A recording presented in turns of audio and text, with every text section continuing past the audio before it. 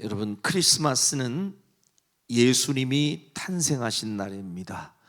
오늘의 주인공은 누가 뭐래도 우리 예수 그리스도임을 잊지 않으시기를 바랍니다. 다음 주 아마 토요일로 제가 기억하고 있는데요, 우리 이현석 권찰님, 또 우리 임유란 권찰님의 딸 채은이가 이제 돌입니다. 돌. 어느덧 1년이 되어서 이제 돌 잔치를 한다고 제가 소식을 들었습니다. 돌잔치에 가끔 이렇게 가보면 아주 재밌는 풍경이 있죠. 그 돌잔치에 사실 주인공은 그 돌을 맞은, 태어난 지 딱 1년 된 아이가 돌이잖아요. 그런데 그 주인공인 그 돌을 맞은 어린아이는 너무 많이 지쳐있고 피곤하고 여러 사람이 이리 안 왔다 저리 안 왔다 뭔 모르고 뭐 잡아라 내놔라, 아이가 시달리다가 보면요, 아주 잔치가 끝나기도 전에 기진맥진해서 아이는 지쳐 잠자고, 오히려 잔치에 참여한 사람들은 아이에겐 별로 관심도 어떤 때는 없고 음식만 먹고 지인들과 인사하고 또 제비 뽑고 상품 얻고 여기에만 관심 있는 사람들도 종종 있는 것을 보게 됩니다. 참 이제 아이가 아직 그걸 잘 모르니까 그렇지, 도대체 이런 잔치를 왜 하는지 아이가 참 아이러니하게 생각하지 않을까 싶습니다. 여러분, 우리는 성탄절의 주인공이신 예수님에게 온 마음과 생각이 정말 집중되어 있는가, 우리 자신을 좀 한번 돌아보았으면 좋겠습니다. 어제 프로그램 가운데 우리 청년부가 연극을 한다 해서 저도 도대체 어떤 연극을 하려나 하고 관심도 갖고 또 기대를 갖고 지켜보았습니다. 어떤 연극인지 전혀 모르고 있다 어제 처음 봤어요. 근데 어디에 있었던 무슨 대본을 가지고 자기네들이 연습해서 한 연극이 아니었더라고요.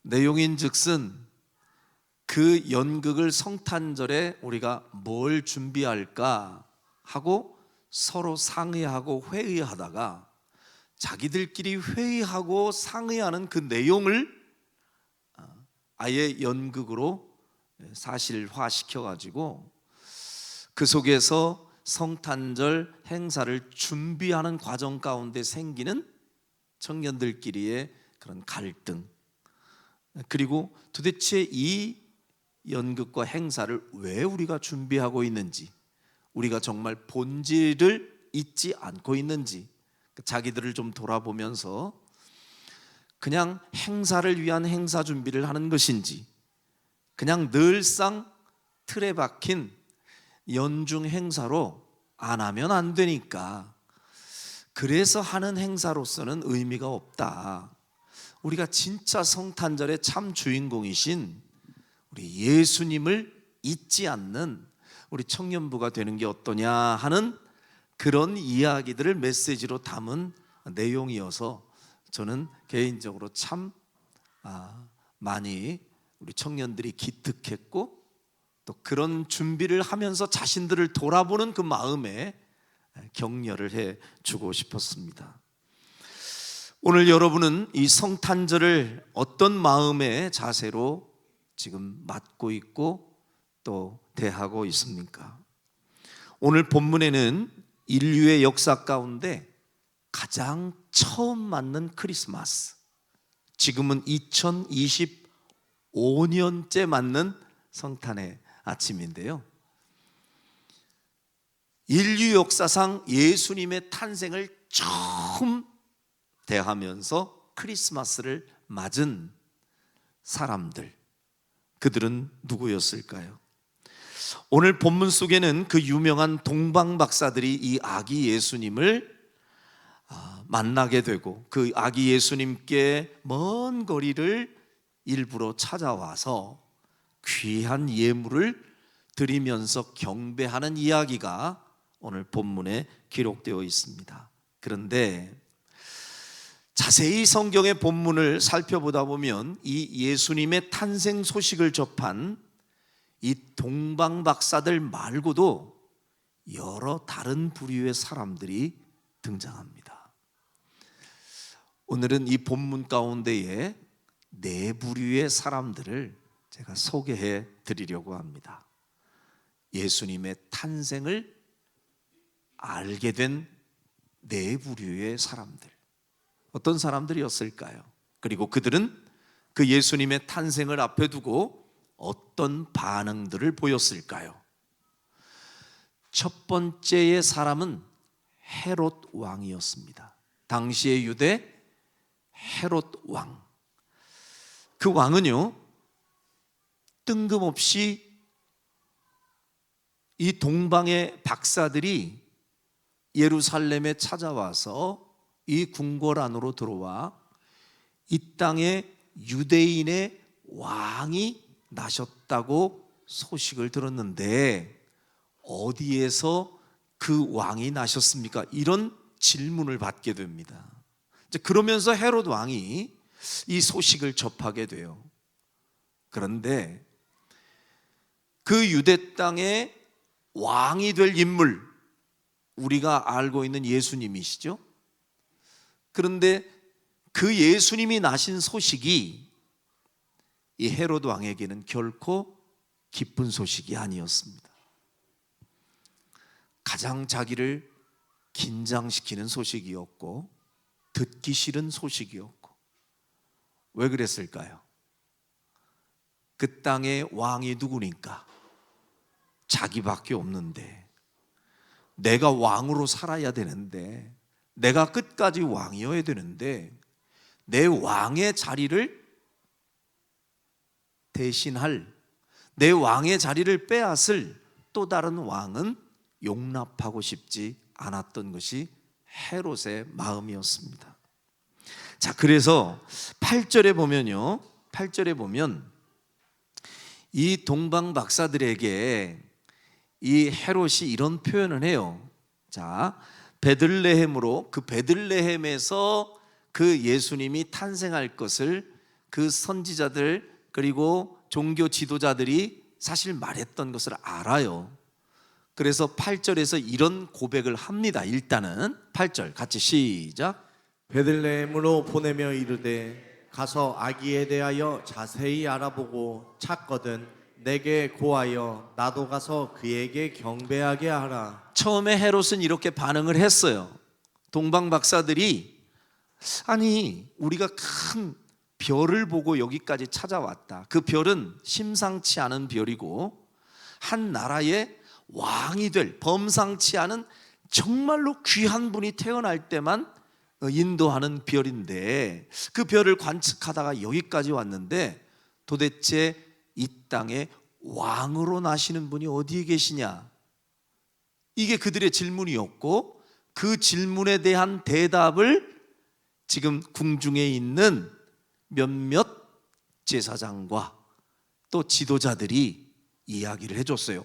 옛날에 선지자들이 예고한 것에 의하면 유대 땅 베들레헴에서 메시아가 오신다, 왕이 나신다 하는 예언이 있었습니다.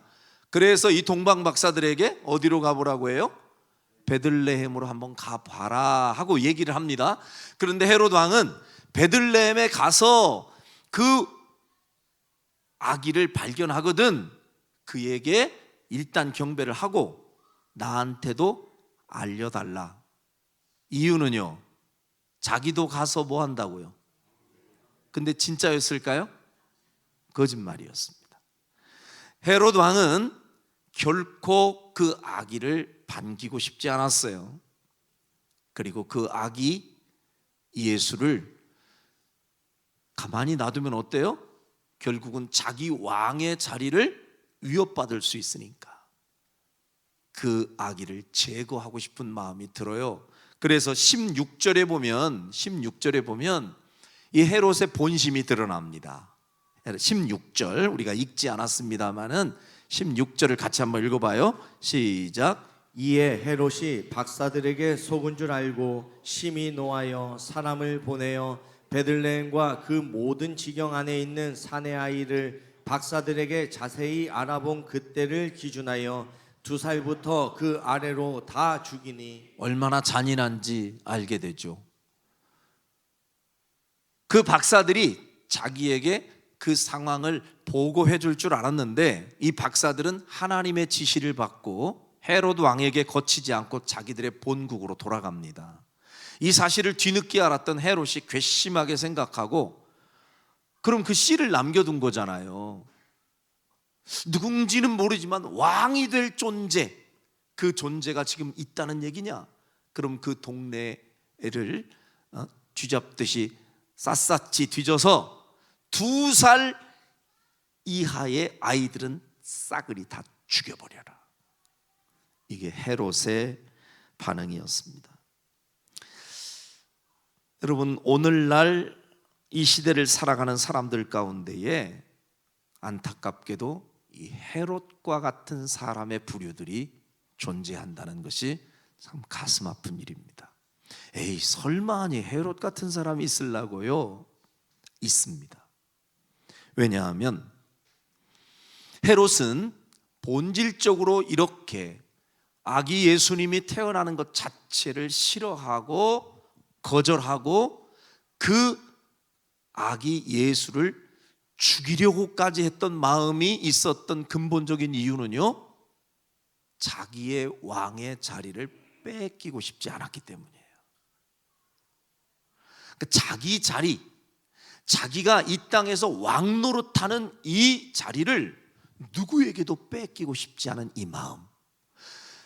오늘 현대를 살아가는 사람들 가운데 혹시라도 이런 자세를 가지고 사는 사람이라면 헤롯과 비슷한 사람일 수도 있어요. 내 마음에 보이지는 않지만 내 마음 속에는요, 왕좌, 내 마음의 주인이 앉는 자리 분명히 있습니다. 그런데 내 마음에 이 왕이 앉는 자리, 왕좌를 여러분 누가 안고 계십니까? 그 자리에는 우리가 예수님을 알지 못할 때는 내가 스스로 주인이 되고 왕이 되어서 내가 그 자리에 앉아 내 삶을 마음껏 쥐락펴락하며 내 스스로 판단하고 내 스스로 통치하고 그렇게 살았던 것이 왕이 없던 시대, 내가 스스로 왕이 되었을 때 당시의 우리의 모습이었잖아요. 그런데 우리는 예수 그리스도를 나의 주, 나의 하나님으로 영접하는 순간 우리는 내 마음의 왕좌, 왕이 앉는 그 자리를 내가 아닌 우리 예수님께 내어 드린 줄로 믿습니다. 그래서 여러분의 마음의 왕좌에는 내가 아니라 누가 앉아 계셔야 돼요? 예수님이 왕이 되어서 내 인생의 주인이 되어서 나를 다스려 주시고 나를 통치해 주시는 삶, 그게 바로 크리스찬의 삶이요 예수 믿는 사람의 자세인 줄로 믿습니다. 그런데 헤롯과 같은 사람은 어때요? 여전히 그 왕의 자리를 안 뺏기고 싶은 거예요. 예수님 아니라 그 누구라도 내 인생은 내 건데 누가 감히 내 인생에 들어와서 개입해서 나를 다스리고 나를 통치하려고 하느냐, 나는 그럴 수 없다 하고 왕을 거절하려고 하는, 이게 헤롯의 마음 아니겠습니까? 저는 이 오늘날의 많은 사람들 가운데에 이 헤롯과 같은 사람들은요, 그들의 인생 주제가가 아마 이걸 거예요. 내 인생은 누구 거? 나의 것. 맨날 이 노래만 부를 거예요. 정말 여러분의 인생이 여러분 거 맞습니까? 아니죠. 철없는 사춘기 때 아이들이나 부모들에게 대들면서 내 인생은 내 거인데 왜 자꾸 간섭하세요? 막 이러잖아요. 여러분, 내 인생은 내 것이 아니라 우리의 왕 되신 예수님이 우리의 인생을 통치하고 다스리셔야 우리의 인생이 아름답고 질서 있는 인생이 되는 줄로 믿습니다. 모쪼록 우리는 만왕의 왕으로 이 땅에 오신 예수님께 기꺼이 내 마음 가운데 있는 이 주인의 자리를 아낌없이 내어드리고 그분의 통치를 받는 삶을 살아가는 여러분 모두가 되시기를 주의 이름으로 축원합니다. 두 번째로 첫 번째 크리스마스를 맞은 또 한 부류의 사람들이 있는데요, 그들은 평범한 백성들이었습니다. 자, 오늘 한번 3절의 말씀 같이 한번 보겠습니다. 오늘 본문 3절입니다. 시작. 헤롯 왕과 온 예루살렘이 듣고 소동한지라. 헤롯 왕도 예수님의 탄생의 소식을 이제 듣게 되었던 것이고, 또 누구도요? 온 예루살렘 안에 살고 있던 백성들도 이 소식을 어떻게 했어요? 듣고 뭐 했어요? 소동했대요. 듣고 술렁술렁 했다는 거예요. 그 귀하신 분이 이 땅에 태어났대. 그분이 선지자들이 이야기했던 왕이 될 자리에 술렁술렁거리기 시작합니다. 그런데 문제는요, 왕이 탄생하셨다는 이 소식에 예루살렘은 처음에 이렇게 떠들썩한 반응을 분명히 보이긴 보였는데 그 이상의 반응은 더 이상 이어지지 않았습니다. 다시 말하면 그저 순간적으로 소동하고 그냥 끝나버렸다는 거예요. 그러니까 잠깐 일시적으로 관심을 갖고 뜨겁게 반응하다가 쉽게 표현하면 냄비처럼 쉽게 식어버렸다는 거예요. 오늘날로 얘기하면 일시적으로 뜨겁게 반응하다가 크리스마스 시즌에만 잠깐 감정이 뜨거워졌다가 성탄 시즌이 끝나고 나면 금방 예수님에 대한 관심도 사그라지고 반응도 식어버리는 사람들, 군중 심리에 따라서 쉽게 뜨거워졌다 쉽게 식어졌다가 반복되는 사람들, 이게 당시 예루살렘에 있던 백성들의 반응이었습니다. 오늘날도 예수님께 경배하는 일에는 아무 관심 갖지 않고 그저 감정에 의존하여 분위기에 의존하여 잠깐 소동스럽게 뜨거워졌다가 싸그리 식어버리는 이런 사람들 여러분 주변에 보셨죠? 아까 예배 참여하기 직전에 어디 저 서울에 아주 큰 교회 예배 실황이 막 CBS에서 나오더라고요. 잠깐 지켜봤더니 우리나라에 아주 내로라 하는 정치인들 가운데에 아주 이름 있는 분이 딱 벌써 교회에 가가지고 또 성탄절 예배에 참여하는데, 성탄절 예배에 참여하는 것은 좋은데 보니까 그 예수님을 탁 등에 업고 그 분위기를 타고 거기서 자기 얼굴 한번 탁 익히고 나중에 표 하나 주세요. 그 모습으로 저는 보이더라고요. 그 순간순간 일시적으로 감정이 뜨겁게 반응하다가 어느 순간 시즌이 끝나면 싸그리 그 감정이 사그라드는, 여러분 이 모습은 진짜 경배자의 모습은 아닙니다. 상황 따라 쉽게 변하는, 쉽게 뜨거웠다 쉽게 식어지는 냄비 신앙 말고 우리는 오직 진리의 말씀을 따라 움직이되 우직하게 끝까지 쉽게 마음이 식지 않는 뚝배기 같은 신앙의 사람들이 되시기를 주의 이름으로 축원합니다. 세 번째 부류의 사람들이 있습니다. 이 사람들은 대제사장과 서기관들이었습니다. 자, 한번 볼게요. 4절 말씀 보세요. 4절 시작. 왕이 모든 대제사장과 백성의 서기관들을 모아 그리스도가 어디서 나겠느냐 물으니, 왕이 일단 질문을 던졌어요. 누구한테요? 대제사장들 그리고 서기관들, 이 사람들은 종교 지도자들이에요.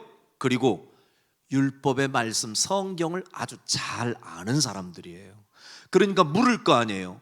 야, 동방 박사들이 우리나라 사람들도 아닌데 여기 와서 왕을 찾는 거 보니까 이거 뭔가 구약 성경에서 언급되었던 그리스도가 나는 것을 가지고 얘기하는 거 아니냐? 그러면 성경에 그리스도가 어디서 나겠다고 얘기했는지 너희들 얘기해봐라. 그랬더니요, 곧바로 이야기합니다. 5절 바로 시작. 이르되 유대 베들레헴이오니 이는 선지자로 이렇게 기록된 바. 잘 보세요. 지금 이 왕의 질문에 대답하는 사람들은 대제사장들과 누구요? 서기관들. 그들은 성경을 잘 아는 사람들이라고 그랬어요. 그러니까 왕이 질문하니까 성경적으로 대답을 합니다. 아, 성경에 보니까요, 어디에서 그리스도가 난대요? 유대 땅 베들레헴에서 왕이 나신다 했습니다. 이거는 자기들이 지어낸 얘기가 아니에요. 왜? 6절에 보면, 자, 한번 보세요. 이 말씀은 미가서에 나오는 예언의 말씀인데 6절 같이 시작. 또 유대 땅 베들레헴아 너는 유대 고을 중에서 가장 작지 아니하도다. 내게서 한 다스리는 자가 나와서 내 백성 이스라엘의 목자가 되리라 하였음이니이다. 아멘. 이 말씀은 미가서 5장 2절의 말씀을 이 서기관과 대제사장들이 기억해서 왕에게 지금 보고하는 거예요. 옛날에 구약 성경에 보면 미가 선지자가 유대 땅 베들레헴아 그러면서 이 베들레헴 고을의 이름을 지적하면서 네게서 좋은 목자가 나타나리라, 이 말씀이 곧 베들레헴에서 이 온 이스라엘을 다스릴 참 목자가 태어날 것이다, 이렇게 예언이 되었었습니다 하고 대답을 하는 거예요. 근데 그들의 대답이 틀린 대답이에요, 옳은 대답이에요? 맞는 대답 맞죠? 정확하게 대답했어요. 그런데 여러분, 이 미가서 5장 2절 성경을 딱 들어대면서 답을 주고 있는 이 미가서는요, 예수님 오시기 전에 700년 전에, 이미 700년 전에 하나님이 미가라고 하는 선지자를 통해서 예언해 주신 말씀이에요. 그런데 700년 전에 예언되었던 이 선지자를 통하여서 700년 후에 일어날 일을 예언했는데 말씀 그대로 실수하지 않고 하나님의 말씀은 1.1획도 틀림이 없는 줄로 믿습니다. 그대로 이루어졌어요. 어디에서? 유대 땅 베들레헴에서 예수님이 태어나신 거예요. 여러분, 성경에 예언된 말씀은 한 말씀도 땅에 떨어지지 않고 그대로 성취되어지는 줄로 믿습니다. 예수님의 탄생도 선지자들의 예언이 성취되는 것으로 딱 이루어졌어요. 마찬가지로 성경에 예언되어 있는 예수님이 때가 되면 다시 우리를 데리러 이 땅에 오시겠다고 하는 그 재림의 약속도 변함없이 언젠가는 이루어질 줄로 믿습니다. 자, 그런데 중요한 포인트는 뭐냐? 이 대제사장과 유대교 이 종교 지도자들은요, 서기관들은 성경 박사들이에요. 그러니까 이게 잘 알죠. 왕이 물어보니까 아, 그거요, 미가서 5장 2절에 보면 이러이러한 말씀이 있어요. 예수님은 그 메시아는 베들레헴에서 태어납니다. 그래서 이 동방 박사들한테 베들레헴으로 가보라고까지 알려준 거거든요. 그런데 문제는 뭡니까? 그들은 지식적으로는 말씀을 아주 잘 아는 사람들이었습니다마는, 그러나 그들은 그 아는 말씀을 삶 속에 전혀 적용하지 못하는 사람들이었습니다. 성경을 머릿속으로 알기만 하지 말씀 따로 삶 따로였던 사람들, 이게 당시 유대 종교 지도자들의 모습이었습니다. 이 땅을 살아가는 사람들 가운데는 이런 부류의 사람들도 분명히 있습니다. 오늘날도 예수님에 대한 해박한 지식을 자랑하면서도 삶의 내용만큼은 전혀 변함이 없는 사람들, 알기는 누구처럼? 면장처럼 잘 아는. 면장이 잘 알긴 아나 봐, 그죠? 면장이 지식이 있긴 있나 봐. 옛날에 시골에서 이제 면장님은 다 뭐든지 알아서. 알기는 면장보다 더 잘 알아, 성경을. 그런데 어때요? 알면 자기들이 먼저 가야 될 거 아니에요. 그 땅에 오시는 메시아가 베들레헴에서 온다는데 왜 이방 사람 동방 박사도 가는데 자기들은 안 가느냐고요. 성경에 아는 지식을 얘기는 하지만 자기들은 안 움직여요.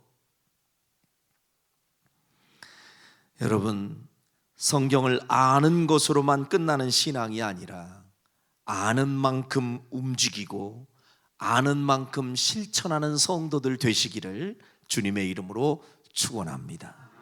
마지막으로 살펴볼 사람들은 우리가 처음에 보았던 동방 박사들입니다. 누구요? 동방 박사. 지금 벌써 네 번째 왔어요. 첫 번째 부류의 사람은 어떤 사람들이래요? 헤롯 같은 사람. 두 번째는요?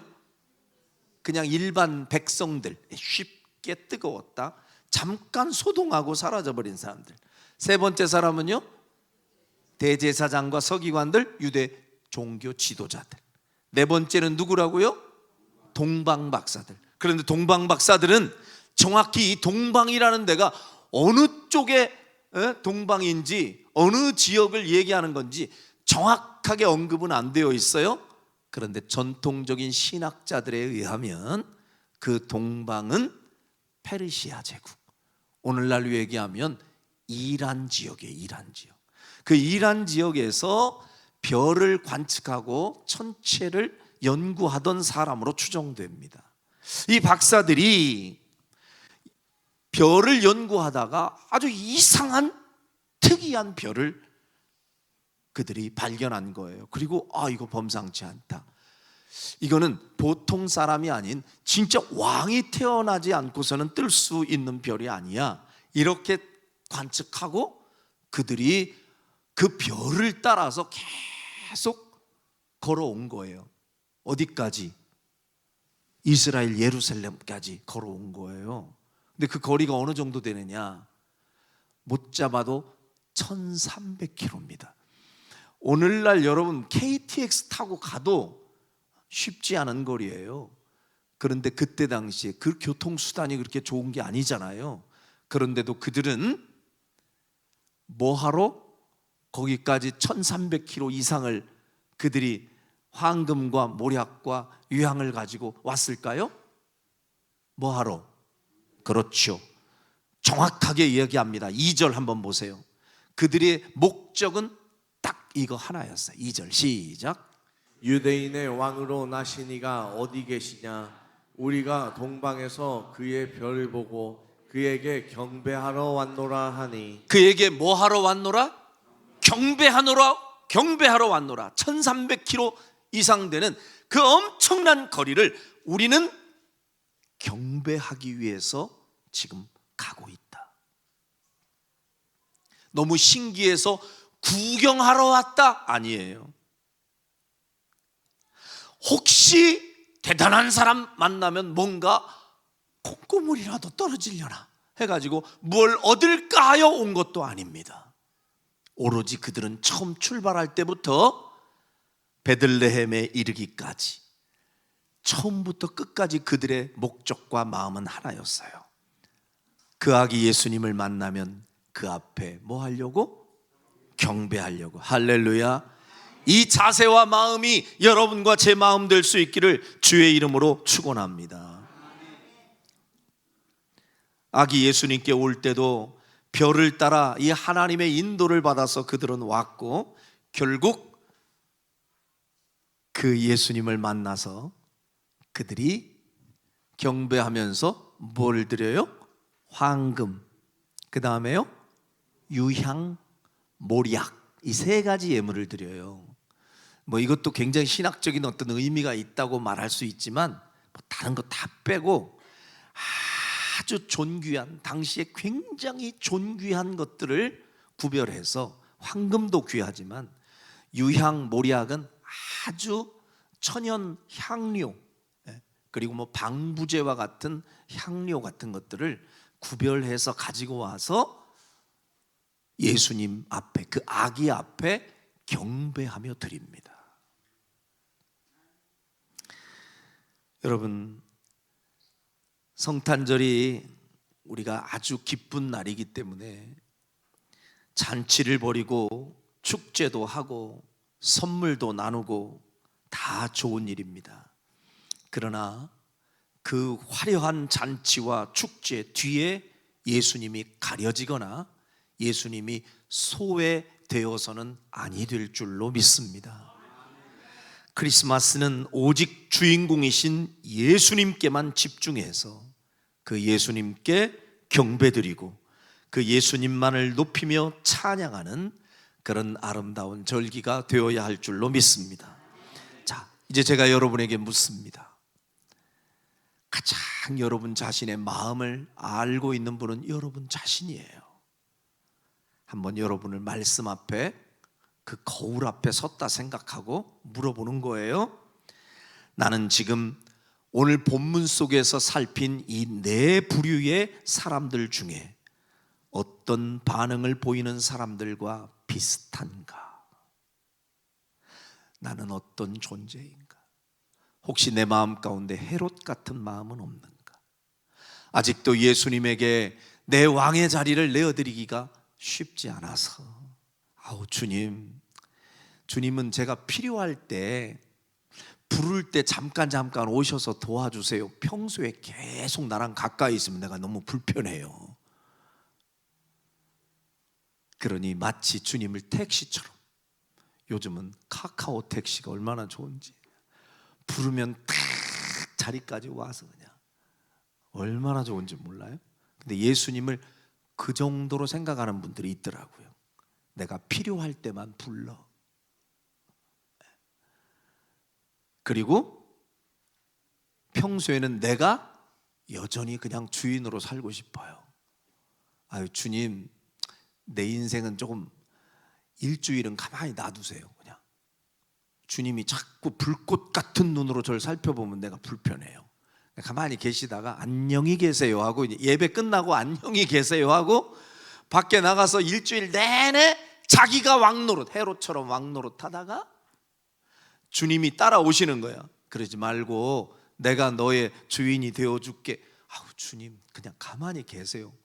주님은 거기 계세요. 필요할 때만 제가 부를게요. 그래 놓고 여전히 내가 그 왕의 자리를 내 스스로 앉아서 내 마음대로, 내 의지대로 한평생 살고 싶은 이 헤롯 같은 마음이 내게 있지는 않는가? 혹은 이 수많은 백성들처럼 순간순간 시즌에만 살짝, 그럴 때 어떤 때는 가슴이 뜨거웠다가 어떤 때는 감정적으로 뜨거워졌다가 어느 시즌이 지나면 언제 그랬냐는 듯이 또 식었다가 뜨거워졌다 식었다, 이런 냄비 같은 신앙은 아닌가? 혹은 하나님 말씀은 너무 많이 읽기도 하고 듣기도 하고 공부도 하고 머리로는 너무 하나님 말씀 잘 알아서 이제 누군가 얘기만 하면 그 말씀 아주 그냥 서당계 3년이면 뭐를 해요? 풍어를 읊고, 식당계 3년이면요 라면도 끓인대요. 기도원계 3년이면 방언도 한대.